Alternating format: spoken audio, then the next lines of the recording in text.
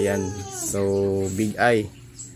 Ang problema nito, hard starting sa umaga kahit hindi umaga. So ngayon, na-troubleshoot ko na ito. Share ko lang sa inyo.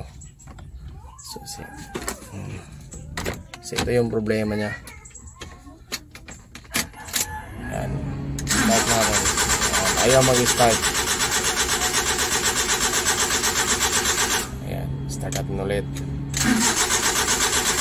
Yan. So na-check ko yung fuel pump niya, ignition coil, ECB, okay naman pag i-on mo.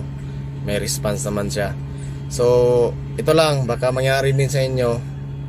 Okay din naman ang valve clearance ito dahil F6E lang makina nito.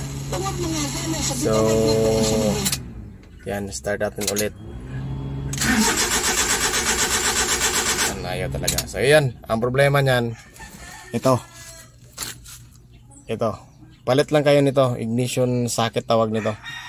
So tanggalin nyo yan dyan, yung cover dito sa ilalim.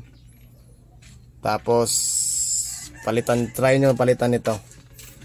Kasi pag naka-under siya, tuloy-tuloy naman, wala naman problema kahit sa ignition coil. Pero minsan may problema yung ignition coil, hard starting din yan bro. Ang problema din niya ito, ayaw talaga. Pero minsan daw na-start naman, sabi ni sir. So kuha lang kayo ng Phillips screw. Yan, sige. At yan. So yan lang ang problema ng mga big eye. Marami na akong na-encounter nito kahit sa mga followers ko. Tanggalin nyo yan. May bolt lang yan. Ito. Ayan. So ignition socket ang problema nito. So ayan, palitan natin ito.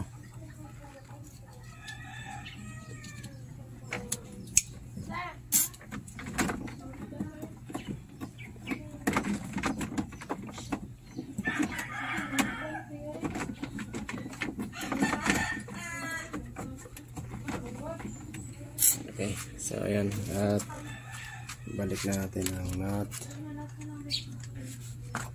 So baka maka-encounter kayo nito guys, ito lang yung problema niya.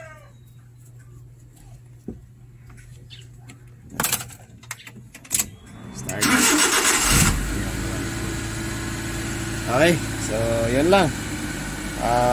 Baka mangyari din sa inyo yan. Sa mga transformer, meron din ganyan sa mga DE63.